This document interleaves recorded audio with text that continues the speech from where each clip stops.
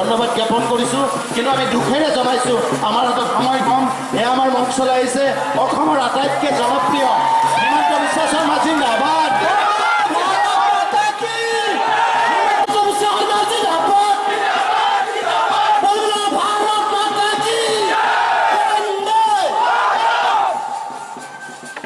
মই অসমৰ উন্নত এটা পৰিৱৰ্তন আনিবলৈ সক্ষম হৈছোঁ মন্ত্ৰী নতুন প্ৰজন্মৰ পথ প্ৰদৰ্শক আৰু এখেতক সম্বৰ্ধনা জনাইছে বিধায়ক নাৰায়ণ ডেকা পদমী দাস প্ৰদীপ ডেকা সকলোকে যুৱ মৰ্চাক মই একেলগে সম্বৰ্ধনাটো জনাবলৈ আহ্বান জনাইছোঁ ছাৰৰ হাতত যথেষ্ট সময় কম আপোনালোকৰ আশীৰ্বাদ লগত লৈ যাব গতিকে আপোনালোকে একেলগে তেখেতক সম্বৰ্ধনাটো জ্ঞাপন কৰক